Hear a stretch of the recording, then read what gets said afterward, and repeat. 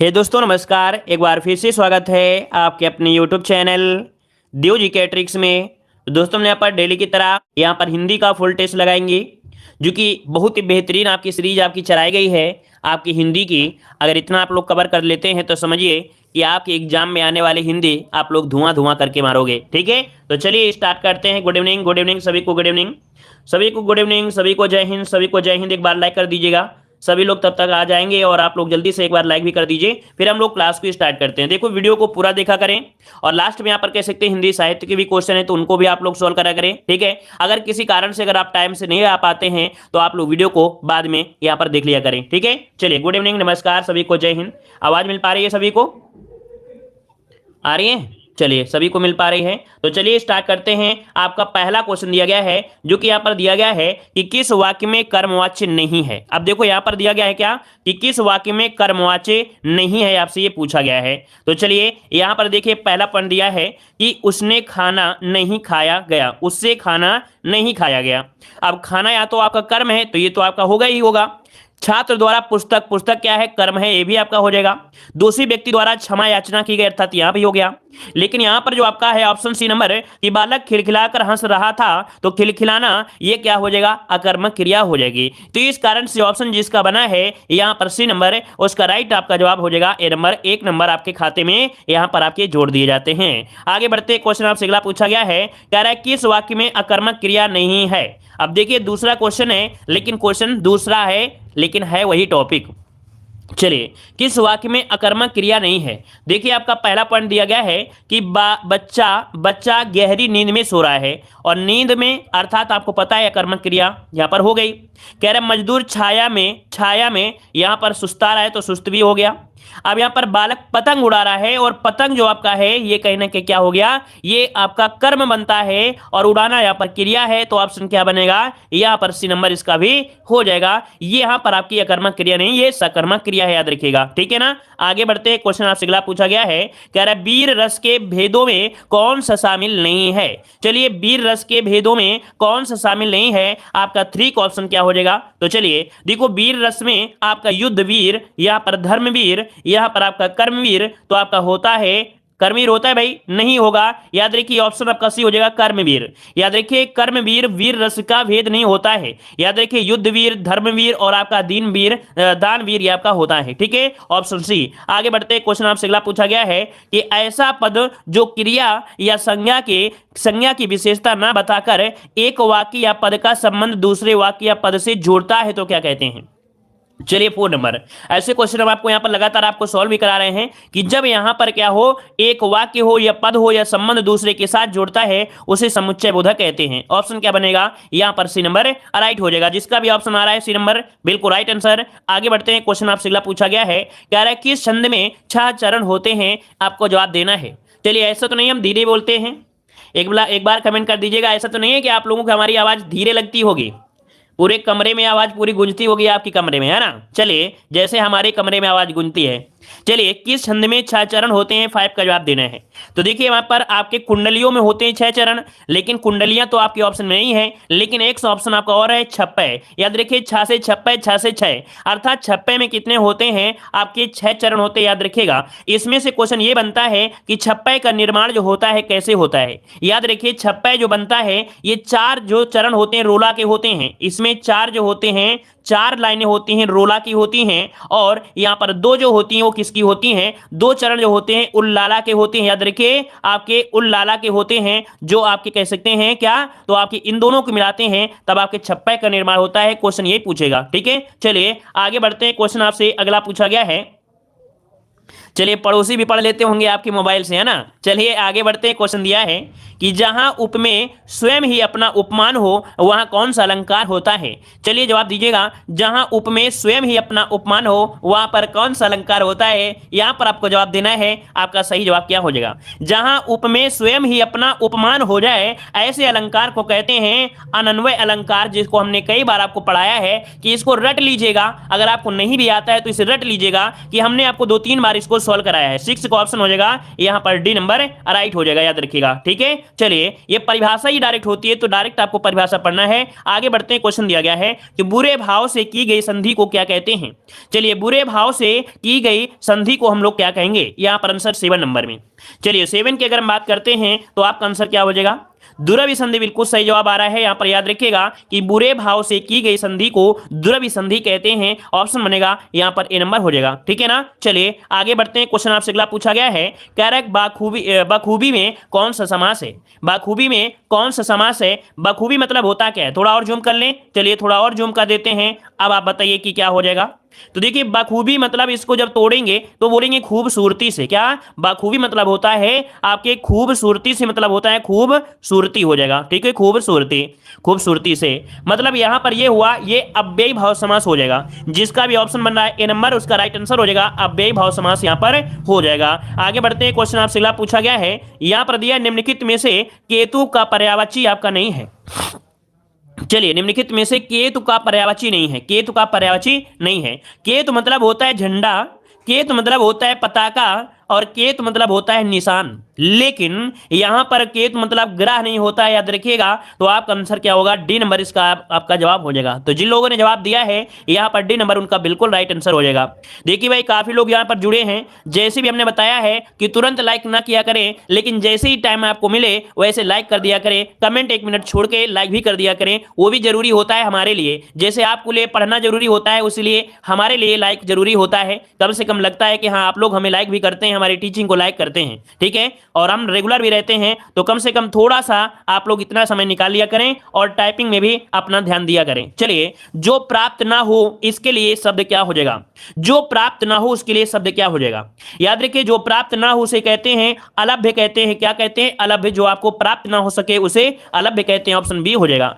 आगे बढ़ते हैं, क्वेश्चन आपसे अगला पूछा गया है, कह रहा है इनमें से किस शब्द में इल प्रत्यय नहीं है। इनमें से किस शब्द में इल प्रत्यय आपका नहीं है। आपका जवाब क्या हो जाएगा, जटिल, शामिल, स्नेहिल और आपका फेनिल। लगने को तो सभी लग रहे हैं, लेकिन यहां पर आपका जो आंसर है वो आपका कौन सा, आपका शामिल वाला है। शामिल आपका जवाब हो जाएगा, आपका बी नंबर राइट हो जाएगा शामिल वाले में। ठीक है ना, चलिए जैसे इसमें क्या होता है, जटा निकल आएगा, इसमें निकलेगा जटा, स्नेह वाले में स्नेह निकलेगा और फेनिल वाले में निकलेगा फेन निकलेगा। ठीक है ना, इस कारण से आगे बढ़ते हैं। क्वेश्चन आपसे दिया गया है कि शरीर के लिए सही पर्यायवाची शब्दों को पंक्ति में आपको चुनना है कि शरीर के जो पर्यायवाची हैं वो आपके कौन कौन से यहां पर हो सकते हैं। यहां पर आंसर आपको लॉक करना है। तो देखिए, शरीर के पर्यायवाची में शरीर को कहते हैं तन, शरीर को कहते हैं देह। तो भाई तन और देह तो कॉमन दिया गया है। अब ये बताइए गात होता है क्या।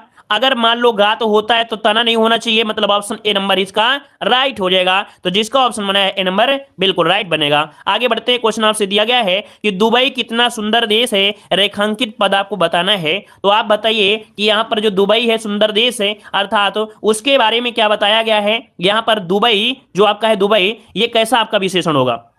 चलिए, दुबई कितना सुंदर देश है यहां पर पूछा गया, तो इसमें विशेषण क्या होगा, ये विशेषण होगा आपका विधेय विशेषण होगा। ये होगा क्या, आपका विधेय विशेषण होगा। हमने यहां पर एक विधेय विशेषण और विशेष विशेषण की बारे में इसके वीडियो बनाया है थ्योरी वाली, तो उसको आप लोग देख लीजिएगा। ठीक है, विधेय विशेषण और विशेष विशेषण। आगे बढ़ते हैं, क्वेश्चन आपसे अगला पूछा गया है, यहां पर दिया है जिसका जन्म पहले हुआ हो, जिसका जन्म पहले हुआ हो उसको क्या कहते हैं। तो देखिए यहां पर 14 नंबर में 14 का ऑप्शन क्या हो जाएगा।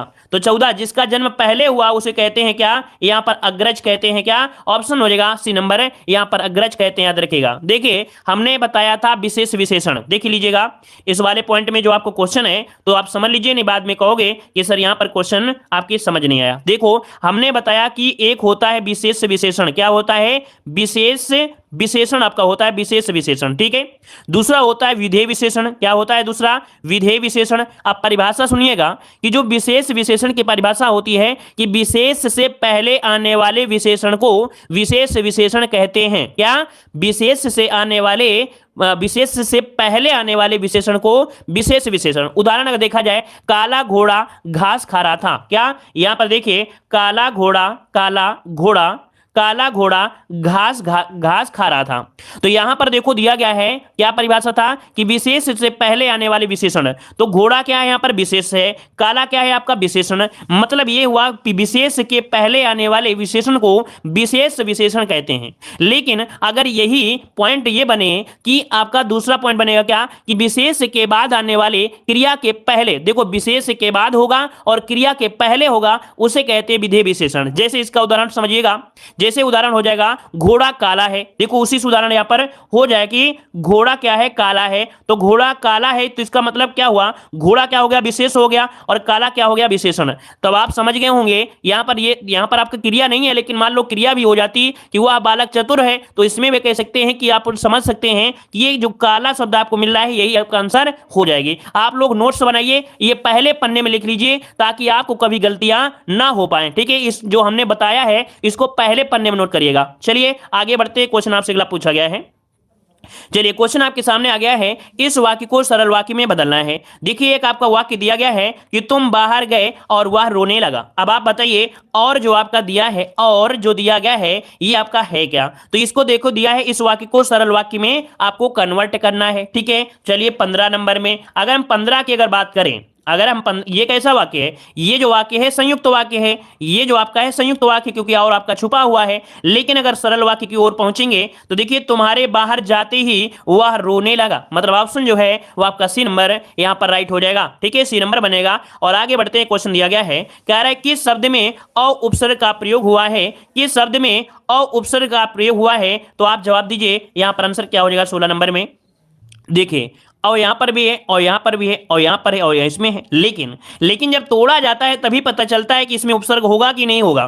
तो देखिए ऑप्शन जो आपका है कौन सा, यहां पर आंसर, अच्छा सॉरी यहां पर अ उपसर्ग का प्रयोग हुआ है। तो देखो अगर इसमें करोगे तो सही निकलेगा, इसमें करेंगे तो आपका चन निकलेगा, इसमें निकलेंगे तो आधा धय निकलेगा। लेकिन अगर ऑप्शन सी को तोड़िए, एक बार ऑप्शन सी को तोड़िए, जब ऑप्शन सी को तोड़ेंगे तो ये निकलेगा क्या, निकलेगा अ निकलेगा और साथ में निकलेगा आपती निकलेगा। क्या निकलेगा, आपती। मतलब ये हुआ कि इसका मूल शब्द जो निकल के आया आपती निकला है और इसका उपसर्ग हो गया है अ हो गया है। इनमें कोई मूल शब्द आपका नहीं निकल रहा था, इस कारण से इनमें उपसर्ग आपका मतलब नहीं था। ठीक है, मतलब इनमें उपसर्ग आपका नहीं होगा। ठीक है, तो ऑप्शन बन जाएगा आपका सी नंबर। समझ गए होंगे इस पॉइंट को, ठीक है ना, मतलब एक मूल शब्द निकलना चाहिए। अगला क्वेश्चन दिया गया है, कह रहा आपसे प्रवृत्ति का निम्नलिखित में से कौन सा सही विलोम शब्द आपका है। ये बताइए प्रवृत्ति का विलोम क्या होता है, प्रवृत्ति का निवृत्ति होता है। याद रखिए, नोट करिएगा, प्रवृत्ति का विलोम निवृत्ति होता है। ऑप्शन हो जाएगा डी नंबर। आगे बढ़ते हैं, क्वेश्चन आपसे दिया गया है कि निम्नलिखित में से किस में विरोधाभास अलंकार का प्रयोग हुआ है। विरोधाभास अलंकार पूछा है, देखकर जवाब दे सकते हैं, आप लोगों को इतनी बार पढ़ाया गया है। तो देखो यहां पर दिया है वीरा है अथवा यह वरदान, ऐसा तो आपका नहीं होता विरोधाभास में, है ना। यहां पर हमने बताया था संदेह अलंकार, हमने बताया था जिसमें से यह शब्द आपको मिलता है, ये तो आपका नहीं होगा। लेकिन देखो प्रीतम को समझा पा सकी, देखो प्रीतम को समझा पा कामनी ना जा सकी ना ठहर सकी, है ना। मतलब ऑप्शन जो आपका डी है, ये प्रीतम को समझा पा कामनी ना जा सकी ना ठहर सकी, इस पंक्ति में आपका विरोध होता हुआ प्रतीत हो रहा है। तो आपका आंसर क्या हो जाएगा, डी हो जाएगा। जहां वास्तविक विरोध ना हो, है ना, जहां वास्तविक विरोध ना होने पर भी क्या लगे, विरोध का आभास होता है, वहां पर होता है क्या, विरोधाभास अलंकार होता है। ठीक है, चलिए आगे बढ़ते हैं। क्वेश्चन आपसे दिया गया है कि जिस विकारी शब्द से संज्ञा की व्याप्ति मर्यादित होती है उसे क्या कहते हैं। जिस विकारी शब्द से संज्ञा की व्याप्ति मर्यादित होती है उसे क्या कहते हैं। ऑप्शन क्या हो जाएगा, इसे हम लोग बोलते हैं क्या, विशेषण बोलते हैं। क्या बोलते हैं, विशेषण बोलते हैं। याद रखिएगा, जैसे बड़ा, काला, भारी, ये आपका आंसर हो जाएगा डी नंबर। आगे बढ़ते हैं, क्वेश्चन आपसे अगला पूछा गया है, कलाई खुलना मोहरे का अर्थ क्या हो जाएगा। तो चलिए कलाई खुलना मोहरे का अर्थ क्या हो जाएगा। ये क्वेश्चन हमने आपको देख सकते हैं कि मॉडल पेपर में सॉल्व करवाया था। कलाई खुलना मतलब होता है रहस्य प्रकट हो जाना। ऑप्शन देखिए काफी लोगों ने जवाब दे दिया है, यहां पर सी नंबर हो जाएगा। अगला क्वेश्चन आपसे दिया गया है, लौकिक जगत में माया में सभी फंसे हुए हैं। लौकिक जगत की माया में सभी फंसे हुए हैं, लौकिक का पूछा गया है। यहां पर देखो अंडरलाइन नहीं है लेकिन आपको बता दें लौकिक का विलोम क्या हो जाएगा।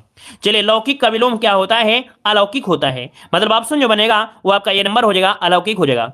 देखो जिस क्वेश्चन में समय नहीं लगना है उसमें हम आपको समय नहीं लगाएंगे, लेकिन जिसमें लगता है कि नहीं ये क्वेश्चन आपको पढ़ना चाहिए, समझना चाहिए, उसको समझकर ही चलना पड़ेगा। ठीक है, देखिए जिस शब्द में उपसर्ग और प्रत्यय दोनों का प्रयोग हुआ है, बताइए भाई ऐसा कौन सा शब्द है जिसमें उपसर्ग और प्रत्यय दोनों का प्रयोग हुआ है 22 नंबर में। चलिए यहां पर आंसर क्या हो जाएगा, तो देखो यहाँ पर तीन अक्षर हैं लेकिन समझ में नहीं आ रहे हैं, लेकिन आंसर है आपकी यहाँ पर व्यथित में। क्या है भाई? व्यथित। अब देखिए यहाँ पर कैसे बनेगा, तो इसे जब तोड़िए तो आपका सबसे पहले निकलेगा वी निकलेगा, ठीक है, वी निकलेगा जो कि उपसर्ग आपका है। यहां पर आपका निकलेगा क्या? अथ निकलेगा। क्या निकलेगा? अथ निकलेगा, जो कि ये क्या है? मूल शब्द आपका है, ठीक है। और इसके बाद आपका इत निकलेगा। क्या निकलेगा? इत, जो कि आपका क्या है? प्रत्यय है। तो इसका मूल शब्द आपका है अथ और इसका उपसर्ग है आपका वी, प्रत्यय आपका इत हो जाएगा। तो इस प्रकार से आंसर क्या हो गया? बी नंबर आपका राइट हो गया, ठीक है ना। चलिए आगे बढ़ते हैं। क्वेश्चन आपसे अगला पूछा गया है, कह रहे हैं न्यून शब्द में कौन सा विशेषण है, सॉरी न्यून शब्द में कौन सी संधि है पूछा गया है। न्यून शब्द में संधि पूछा है, आप आंसर बताइए न्यून में कौन सी संधि हो जाएगी।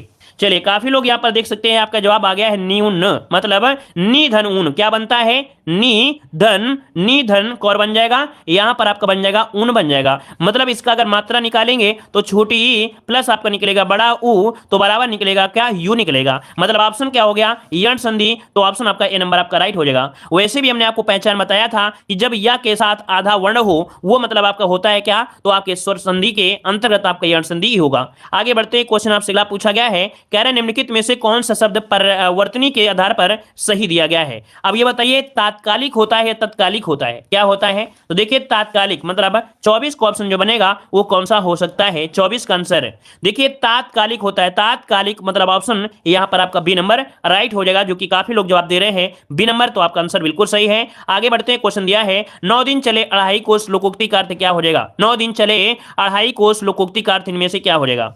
तो चलिए यहां पर आंसर देखिए आपका जवाब क्या हो सकता है? काम करने की बहुत धीमी गति, यही हो जाएगा। देखिए यहां पर पहला ही आंसर आपका हो जाएगा, चाहे अगला पॉइंट देखिए चाहे ना देखिए। कह रहा पैदल चलने की आदत होनी चाहिए, ऐसा तो नहीं आपका है, पैदल तो कोई मतलब ही नहीं होता है। यहां पर आंसर आपका ए नंबर हो जाएगा। आगे बढ़ते हैं। क्वेश्चन आपसे अगला है, निम्नलिखित में से कौन विराम चिन्ह का प्रकार नहीं है? विराम चिन्ह में देखिए क्या क्या होते हैं। विराम चिन्ह में निर्देशक के चिन्ह होते हैं, यहां पर आपका लाघव का होता है ना, लाघव का होता है, और यहां पर क्या होता है? विवरण का होता है, लेकिन उपदेशक ये विराम चिन्हों का प्रकार नहीं है। तो ऑप्शन क्या हो जाएगा? यहां पर सी नंबर राइट हो जाएगा। क्लियर है? चलिए आगे बढ़ते हैं। क्वेश्चन आपसे अगला पूछा गया है, यहां पर है कि मन गणंत का सही सामसिक विग्रह बताना है। मन गणंत का सही सामसिक विग्रह इनमें से कौन हो जाएगा? 27 का जवाब दीजिएगा। मन गणंत मतलब होता है मन से गढ़ा, मन से गढ़ा, मतलब ऑप्शन जो है वो आपका बी नंबर यहां पर राइट हो जाएगा। यह कैसा आपका समास है? कर्ण तत्पुरुष समास है, याद रखिए कैसा है? कर्ण तत्पुरुष समास है, याद रखिएगा कर्ण तत्पुरुष समास आंसर बनेगा यहां पर आपका बी नंबर। आगे बढ़ते हैं। क्वेश्चन दिया है निम्नलिखित में से शुद्ध वाक्य की पहचान करना है, यहां पर शुद्ध वाक्य आपका कौन सा है? तो चलिए यहां पर देखो, कह रहा है भारत कभी ब्रिटेन के अधीन था। देखो यहां पर अधीन क्या सही है? क्या नहीं है ना। निरपराधी व्यक्ति को दंड नहीं मिलना चाहिए, निरपराध होता है। क्या होता है? निरपराध होता है। यहां पर बादशाह ने मुक्त हस्त दान दिया, बादशाह ने, और यहां पर अगर देखा जाए पैतृक, मतलब आपका आंसर क्या हो सकता है भाई? देखिएगा तो यहां पर आपका आंसर शुद्ध वाक्य तो पूछा गया है, यहां पर डी वाला हो सकता है क्या भाई? यहां पर जो दिया गया है उसे पैतृक संपत्ति में, है ना, पैतृक होता है भाई, पैतृक होता है, पैतृक होता है क्या? यहां पर अधीन, अधीन सही लिखा हुआ है, अधीन, अच्छा अधीन सही लिखा है। ओह देखिए अधीन सही लिखा है तो निरपराध हो गया, फिर ये गलत हो सकता है। और बादशाह ने मुक्त हस्त दान दिया, ये भी सही हो सकता है। इसका मतलब कुछ क्वेश्चन में डाउट लग रहा है, क्योंकि ये पैतृक नहीं होता है, यहाँ पर पैतृक होता है ना। क्या होता है? पैतृक होता है, पैतृक होता है। तो ये आपका गलत दिया गया है, ये क्या है भाई? गलत दिया गया है। फिर इसके बाद यहाँ पर बादशाह ने मुक्त हस्त रूप से, यहाँ पर थोड़ा सा कोने यहाँ हो सकता है निरपराध होता है, ये भी गलत दिया है। क्या हो सकता है भाई? यहाँ पर आंसर आपका ए हो सकता है ना, फिर आंसर क्या होगा? ए नंबर आपका हो सकता है, ठीक है, ए नंबर ये आपका हो सकता है, ठीक है। चलिए निरपराधी निरपराध होता है ना, इसलिए तो हमने गलत कर दिया है, ठीक है। तो यहाँ पर आपका भी ए हो सकता है, ठीक है। चलिए आगे बढ़ते हैं। सी वाला सही है, सी वाले को देख लीजिएगा। बादशाह ने मुक्त हस्त रूप से, मुक्त हस्त, मुक्त हस्त, ये भी कोई बन नहीं रहा है, ठीक है। यहाँ पे आपको अगर अधीन देखिए कैसे बनता है, अधीन, अधीन होता है या अधीन होता है? अधीन होता है। चलिए इसमें थोड़ा डाउट है, हमको लग रहा है सी वाला भी हो सकता है। तो ये डाउट में क्वेश्चन हम कमेंट बॉक्स में पिन कर देंगे, ठीक है, इसे हम पिन कर देंगे, देख लीजिएगा बाद में, ठीक है। आगे बढ़ते हैं। क्वेश्चन आपसे अगला पूछा है कि किस वाक्य में क्रिया की संभावनार्थक का प्रवृत्ति हुआ है, अर्थात यहां पर आपके संभावनार्थ प्रति हुआ है। आपका आंसर यहां पर क्या हो जाएगा? चलिए यहां पर देखिए आपका आंसर क्या हो जाएगा। संभावना किसमें व्यक्त की गई है? तो संभावना लगता है इस बार अच्छी बारिश होगी, है ना, लगता है इस बार, इसी से पता हो गया कि आपका आंसर क्या हो जाएगा, यहां पर आंसर आपका ए नंबर आपका हो जाएगा कि लगता है इस बार अच्छी बारिश होगी। ठीक है, आगे बढ़ते हैं। क्वेश्चन आपसे अगला पूछा गया है, कह रहा है आपसे यहां पर देखो डिस्ट्रीब्यूटिंग अथॉरिटी के लिए सही आपकी परिभाषिक शब्द क्या हो जाएगा, डिसबर्सिंग, है ना। डिसबर्सिंग अथॉरिटीज के लिए सही परिभाषिक शब्द क्या होगा, इसका मतलब क्या होता है, याद रखिए इसका आंसर हो जाएगा संवितरण प्राधिकारी। क्या होता है, संवितरण प्राधिकारी, ऑप्शन बनेगा इसका बी नंबर होगा। नोट करिए, स्क्रीनशॉट लीजिएगा। ठीक है, आगे बढ़ते हैं। क्वेश्चन आपसे अगला पूछा गया है, कह रहा है भाषा की सबसे छोटी इकाई कौन सी होती है। भाषा की सबसे छोटी इकाई क्या होती है, शब्द, व्यंजन, स्वर या वर्ण क्या हो जाएंगे। तो शब्द तो होगा नहीं, व्यंजन भी नहीं होगा, मतलब ऑप्शन क्या बनेगा, 31 में डी हो जाएगा। वर्ण होता है, वर्ण या अक्षर कह सकते थे, ऑप्शन बनेगा आपका डी नंबर। आगे बढ़ते हैं। क्वेश्चन दिया है कि पृथ्वीराज रासो महाकाव्य के रचयिता कौन है। पृथ्वीराज रासो महाकाव्य के रचयिता पूछा गया है। हिंदी साहित्य में क्वेश्चन आपको रटा दिया गया पूरी तरीके से। चलिए, पृथ्वीराज रासो ये क्या है, एक महाकाव्य, इसके रचयिता है आपके चंद्रबरदाई। बिल्कुल सही जवाब आया है, यहां पर भी हो जाएगा, चंद्रबरदाई हो जाएगा। आगे बढ़ते हैं। क्वेश्चन आपसे अगला पूछा गया है, कह रहा है मधुशाला की रचयिता कौन है। मधुशाला की रचयिता पूछा गया है, तो देखिए मधुशाला के नाम से ही या मधुशाला के द्वारा ही ये आपके प्रसिद्धि पाए थे कौन, आपके हरिवंश राय बच्चन। यहाँ पर आंसर आपका बी नंबर राइट हो जाएगा। ठीक है ना, चलिए आगे बढ़ते हैं। क्वेश्चन आपसे अगला पूछा गया है, वाक्य के त्रुटि भाग का चयन करना है। इस त्रुटि भाग में देखिए क्या आपका त्रुटि है या नहीं है। चलिए जवाब दीजिए 34 नंबर में। कह रहा है लीची खरीदने, कह रहा है मुझे कल 2 किलो लीची खरीदने हैं। लीची खरीदनी है, क्योंकि लीची जो आपका है स्त्रीलिंग होगा और इसके अनुसार क्या होगा, खरीदनी होना चाहिए ना, तो अर्थात आपका ऑप्शन किस में हो गया, बी वाले में गलती हो गई है। आगे बढ़ते हैं। क्वेश्चन दिया गया है, देखिए ये इस प्रकार से दिया गया है, हमने आपको कई बार बताया है कि ये आपके अनुसार है, अगर आप आंसर लगा पा गए तो लगा लिए, नहीं तो गलती कर जाओगे। यहाँ पर पहला जो आपका होता है अपनी जगह स्थिर होता है और 6 वाला स्थिर होता है, बस परिवर्तन आपका होता है इसमें होता है। ठीक है, परिवर्तन जो होता है इसमें होता है। इसका आंसर हो जाएगा आपका यहाँ पर कौन सा, सी वाला होगा। अब इसका मिलान कर लीजिएगा, आप लोग देख लीजिएगा। ठीक है, इसका आंसर जो आपका है वो सी नंबर है, मतलब इनके अनुसार ला जो आपका आएगा वो इसमें पहले आएगा। ठीक है, सबसे पहले तुलसीदास जी कई वर्षों तक काशी में रहने के पश्चात अयोध्या चले गए, वहां उन्होंने रामचरितमानस लिखा। वह कभी कभी काशी और चित्रकूट भी जाते थे। रामचरितमानस के अतिरिक्त उन्होंने कई अन्य पुस्तकें लिखी हैं, जिनमें विनय पत्रिका, गीतावली, कवित्त रामायण, रामलला और हनुमान बाहुक आदि प्रसिद्ध है। तो ऑप्शन क्या हो जाएगा, सी नंबर। तो इनको बस मिलान करना होता है। आपके एग्जाम में कौन सा क्वेश्चन या कैसा शब्द आपको मिल जाए वो तो आपका उसी के समय पता चलेगा। यहां पर बताइए 36 नंबर, अमूल और अमूल्य क्या मतलब होता है। चलिए यहां पर बताइए कि आंसर क्या हो सकता है, अमूल और अमूल्य में आंसर क्या हो सकता है, यहां पर जवाब दीजिएगा। चलिए भाई, तो चलिए यहां पर देख सकते हैं आपका आंसर। यहां पर आपका जूम करें भाई, जूम है तो इतना तो दिख ही रहा होगा आपको, है ना। जूम तो कर ही दिया है, काफी जूम हो गया है, तो आप जल्दी से बताइए कि इसका आंसर क्या हो जाएगा। चलिए सी नंबर आपका जवाब आ रहा है। देखिए आपका आंसर यहाँ पर बिल्कुल सही है, सी नंबर। याद रखिए अमूल मतलब होता है जड़ रहित, तो अमूल्य मतलब होता है कीमती, ऑप्शन आपका सी हो जाएगा। आगे बढ़ते हैं। क्वेश्चन आपसे दिया गया है, आश्रित उपवाक्य के कितने भेद होते हैं। आश्रित उपवाक्य के कितने भेद होते हैं। याद रखिए आश्रित उपवाक्य होते हैं 3 भेद होते हैं। इनमें से एक संज्ञा उपवाक्य होता है, एक होता है आपका कौन सा, संज्ञा उपवाक्य होता है, दूसरा होता है विशेषण उपवाक्य। ठीक है, एक होता है संज्ञा, दूसरा होता है विशेषण, दूसरा होता है विशेषण होता है, और यहां पर जो तीसरा होता है वो क्रिया विशेषण होता है। क्या होता है तीसरा, तो आपका क्रिया विशेषण होता है। इस कारण से ऑप्शन आपका डी नंबर राइट हो जाएगा। आगे बढ़ते हैं। क्वेश्चन दिया है, निम्नलिखित में से कौन देशज शब्द आपका है। देशज शब्द किसे कहते हैं, जो देश में उत्पन्न हुआ है, और यहाँ पर जूता जो आपका है कैसा है, तो आपका देशज है। याद रखिए देशज, ऑप्शन आपका ए नंबर राइट हो जाएगा। अगला क्वेश्चन आपसे यहाँ पर दिया गया है, कह रहा आपसे यहाँ पर जालक का तद्भव शब्द क्या होता है। जालक का तद्भव, जालक का तद्भव पूछा गया है। चलिए क्या हो जाएगा, झरोखा आपने नाम सुना है, अकबर जो थे वो झरोखा दर्शन भी देते थे। याद रखिए आपका आंसर हो जाएगा झरोखा, ऑप्शन बनेगा ए नंबर हो जाएगा। ठीक है, आगे बढ़ते हैं। क्वेश्चन आपसे अगला पूछा गया है, यहां पर है एक तत्सम शब्द आपका है, तत्सम शब्द की पहचान करना है। तत्सम शब्द की अगर पहचान करेंगे तो आपका जवाब क्या हो जाएगा। चलिए देखो यहाँ पर अनहित है, विनती है, डाकनी है और आपकी अटारी है, तो अटारी गलत है, डाकनी यहाँ पर दिया। आगे बढ़ते हैं। क्वेश्चन आपसे दिया गया है कि निम्नलिखित में से कौन एक संयुक्त व्यंजन नहीं है। संयुक्त व्यंजन नहीं है, आप बताइए कि क्या हो जाएगा। हमने आपको बताया था 4 होते हैं संयुक्त व्यंजन, जिसमें से आप देख सकते हैं छत्रज्ञा होता है, यहाँ पर ये वाला सा नहीं होता है, तो आपका ऑप्शन क्या हो जाएगा, बी नंबर आपका राइट हो जाएगा। ठीक है ना, ये उस व्यंजन में आपका आ जाएगा। आगे बढ़ते हैं। क्वेश्चन आपसे दिया गया है, यहाँ पर वर्णमाला किसे कहेंगे। वर्णमाला किसे कहते हैं, चलिए वर्णमाला किसे कहते हैं। तो देखिए भाई, वर्णों के व्यवस्थित समूह को वर्णमाला कहते हैं। ऑप्शन हो जाएगा डी, वर्णों के व्यवस्थित समूह को। याद रखिए, व्यवस्थित शब्द आपको लगा होना चाहिए, शब्द समूह कभी मत लगा दीजिएगा, यहां पर लगाना है वर्णों के व्यवस्थित समूह को वर्णमाला कहते हैं, याद रखिएगा। ठीक है, चलिए आगे बढ़ते हैं। क्वेश्चन आपसे दिया गया है कि सीता जी के नयन रामचंद्र के चकोर भये, इस पंक्ति में कौन सा रस दिया गया है? इनमें से कौन सा रस आपका हो जाएगा? चलिए भाई, यहां पर जवाब देना है सीता जी के नयन रामचंद्र के चकोर भये।